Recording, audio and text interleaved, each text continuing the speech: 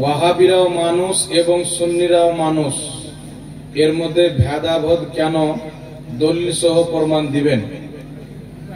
তো তাহলে ইহুদিরাও তো মানুষ, নাসারারাও মানুষ, কাদিয়ানিরাও মানুষ। ওয়াহাবিরাও বলে কাদিয়ানিরা কাফের, কারণ তারা নবী পাকের গুস্তাখি করেছে, নবীর পরে নতুন নবী মেনেছে। তো মানুষকে ঘৃণা করা নয়, মানুষের খারাপ আকীদাকে ঘৃণা করা। খারাপ আকীদাকে মান্য করার কারণে, পথভ্রষ্ট বিদাতি দলে যাওয়ার কারণে তাকে ঘৃণা করতে হবে। এটা আল্লাহ পাক কোরআনে বলেছেন। আমি বলে দিচ্ছি আয়াত শুনুন।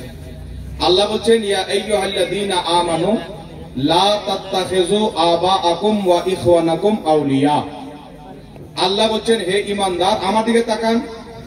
আল্লাহ বলছেন, হে ঈমানদার, যদি তোমার আপন বাপ, যদি তোমার আপন ভাই ঈমান আনার পরে আল্লাহ রাসূলের গুস্তাখিকে, কুফরিকে পছন্দ করে, মুসলমান হওয়ার পর, নামাজি হওয়ার পর, ঈমান আনার পর যদি কুফরিকে পছন্দ করে, লা তাত্তাখিযু, তোমার আপন বাপ, আপন ভাই হলেও তার সাথে তোমার কোনো সম্পর্ক থাকতে পারে না।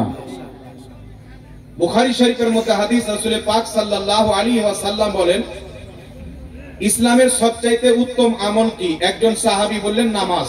নবী বললেন নামাজ নয়। কেউ বলছেন জিহাদ। নবী বলছেন জিহাদ নয়।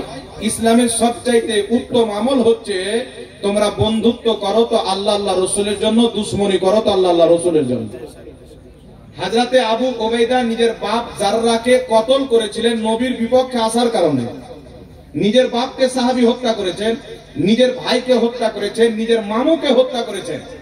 তাহলে এখন আপনারা বলেন, বাবা তারাও মানুষ আর সাহাবারাও মানুষ ছিলেন, তাহলে বাপকে হত্যা করা দরকার কি ছিল? আল্লাহ পাক কেন বলছেন, তোমার বাপ, তোমার আপন ভাই যদি ঈমান আনার পর নবীর বেয়াদবিকে পছন্দ করে, তার সাথে তোমার কোনো সম্পর্ক নাই। তো নিজের বাপ যদি নবীর বেয়াদবের দলে চলে যায়, তার সাথে সম্পর্ক রাখা চলবে না। আল্লাহর কোরআন বলছে। আর যারা আল্লাহর কোরআন মেনে চলবে, নবীর হাদিস মেনে চলবে, তারাই তো হবে মুসলমান। কথা বুঝতে পারছেন? একটা হাদিস বলছি, ইমাম ইবনে কাসির তাফসীর ইবনে কাসিরের মধ্যে লিখেছেন, ইমাম সিয়ুতি তাফসীরে দুররে মানসুরের মধ্যে লিখেছেন, দুইজন ব্যক্তি উমারে ফারুকের নিকটে গেলেন। যখন ওখানে গেলেন, তো একজন ব্যক্তি বলছেন, ইয়া আমিরুল মুমিনিন উমারে ফারুক, আপনার এখানে আসার পূর্বে নবী পাকের কাছে গিয়েছিলাম, তো নবী পাক আমার পক্ষে রায় দিয়েছিল। এই লোকটাকে রায় যখন হয়ে গেল, আমরা ফিরে আসতেছিলাম, তো এই লোকটা বললো একবার উমরের দরবারে চলো। তো হযরত ওমর ওই লোকটিকে জিজ্ঞাসা করলে, ঠিকই তুমি কি তাই বলেছো? নবী মুস্তাফার ফয়সালা করে দেওয়ার পর আবার আমার দরবারে আসার কথা বলেছো? বলছে, জি হ্যাঁ বলেছি। তো হযরত ওমর ফারুক বলছেন, দাঁড়াও, আমি ঘর থেকে আসতে এসে তোমাদের ফয়সালা করে দিচ্ছি। উনি ঘরের ভিতরে গিয়ে তলোয়ার নিয়ে এসে গর্দান মেরে দিলেন। আর একজন ব্যক্তি তার পাশে ছিল, ও দৌড় দিয়ে নবীর দরবারে যাওয়ার পরে বলছেন, ইয়া রাসূলুল্লাহ, হযরত ওমর ওই লোকটাকে হত্যা করে দিয়েছেন, আমি ভয়ে পালিয়ে এসেছি যাতে আমাকেও মেরে দিত। চতুর্দিকে চর্চা হয়ে গেল। মৃত্যু ব্যক্তির বাপ মা আত্মীয় স্বজন বলল, ওমর মুসলমানকে মেরেছে। ওই লোকটার চেহারায় দাঁড়ি ছিল, নামাজ পড়তো, রোজা রাখতো, সব করতো। হযরত ওমরের খবর নবী মুস্তাফার কাছে গেলেন, আর মৃত্যু ব্যক্তির আত্মীয় স্বজন কেসাসের জন্য নবীর নিকটে আবেদন করলেন, কেস করলেন। কেসাস, ওমর মুসলমানকে হত্যা করেছে। কোরআন বলছেন, কেউ যদি মুসলমানকে হত্যা করে, তাহলে তাকে হত্যা করতে হবে। তো ওমরকে হত্যা করা হোক। এমনি সময়তে জিবরিল আলাইহিস সালাতু ওয়াস সালাম সঙ্গে সঙ্গে আল্লাহ তাকে ওহী দিয়ে পাঠালেন, আর এসে বলছেন, ইয়া রাসূলুল্লাহ, উমর যাকে হত্যা করেছে, উমরের ফয়সালার প্রতি আল্লাহ পাক সন্তুষ্ট আছে, রাজি আছে। বল সুবহানাল্লাহ। কারণ যে নবীর ফয়সালাকে সন্দেহ করে, সেই ব্যক্তি যতই নামাজ পড়ুক মুসলমান নয়। এরাকে তো সমাজ থেকে বাদ করতে বলছি। শরীয়তে রাসূল বলছেন, মান সাব্বা নবিয়ান ফাকতুলু। নবী পাকের শরীয়ত বলছে, যেই ব্যক্তি নবীর গুস্তাখি করে তাকে কতল করে দাও। ইমাম সিয়ুতি বলছে, যেই জায়গাতে গুস্তাখি করবে সেই জায়গাতে কতল। তো আমরা তো ভারতবর্ষে বাস করছি, এখানে তো শরীয়ত লাগু না, এখানে সংবিধান লাগু আছে। আর ভারতের সংবিধান প্রত্যেকটা মুসলমানকে মানতে হবে, হিন্দুকে মানতে হবে, সবাইকে মানতে হবে। এই জন্য এখানে সমাজ থেকে বাদ করে নিজের সমাজকে পবিত্র করতে হবে, জাহান্নামী হওয়া থেকে বাঁচাতে হবে। কথা বুঝতে পারছেন? কথা বুঝেছেন? তাহলে আপনি তো এটা পারবেন না যে ও তো মুসলমান ছিল, উমরও তো মুসলমান ছিল, তাকে হত্যা কেন করলো? এই কনসেপ্টটাই হচ্ছে ভুল। এটার নাম হলো সুলহা কুল্লি। আর সুলহা কুল্লি জাহান্নামী 72 ফিরকার মধ্যে সবচাইতে নিকৃষ্ট ফিরকা কাদিয়ানির চাইতেও খারাপ, ওয়াহাবির চাইতেও খারাপ, নিকৃষ্ট জাহান্নামী ফিরকা হচ্ছে সুলহাকুল্লি। সুলহাকুল্লি কাকে বলে? ওয়াহাবিও ঠিক, দেওবন্দিও ঠিক, কাদিয়ানিও ঠিক, ওরাও নামাজ পড়ে, আমরাও নামাজ পড়ি। তো তুমি রাসূলুল্লাহর চাইতে বেশি জানো? নবী বলেন 72টি জাহান্নামী, একটি জান্নাতি, যার নাম হবে আহলে সুন্নাত ওয়াল জামাতের বংশধর। কথা আপনারা বুঝতে পারছেন? এই জন্য তার ওয়াহাবি হওয়াতে বা তার মানুষ হওয়ার জন্য আমরা তাকে ঘৃণা করি না।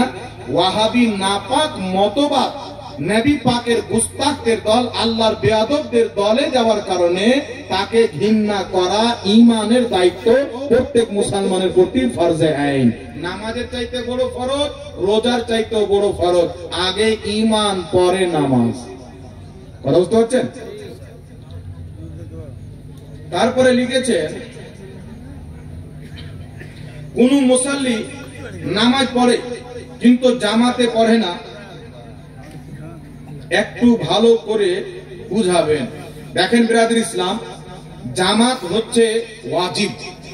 কোন ব্যক্তি যদি বাড়িতে নামাজ পড়ে, রাসূলুল্লাহ জামানায় সাহাবীরা বাড়িতে নামাজ পড়তেন কিছু কিছু, তো রাসূল পাক বললেন যারা বাড়িতে নামাজ পড়ে যদি তাদের বাড়িতে মহিলার বাচ্চা না থাকতো আমি তাদের বাড়িতে আগুন লাগিয়ে জ্বালিয়ে দিতে বলতাম।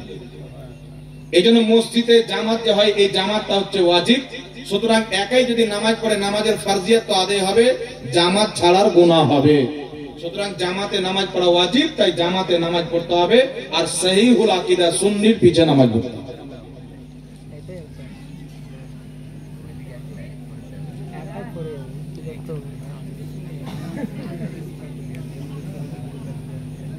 এটা হয়ে গেছে।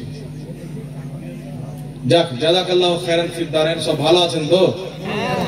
ঘুম আসে না তো?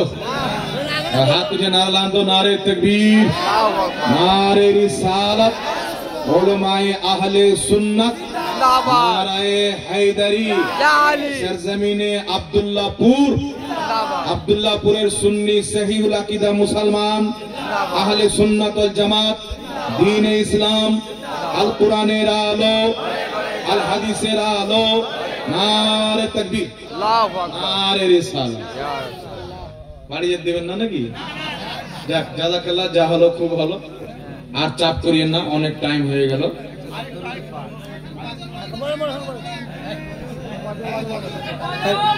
বুড়া চাচাও জেগে আছেন, একটা গজল পড়েন। নবী নবী নবী নবী। লাস্ট একটি গাজল করে শেষ করে দিচ্ছি। প্রত্যেকদিন বলতে হচ্ছে, দোয়া করেন বেঁচে থাকলে ফের কোনদিন পাবে।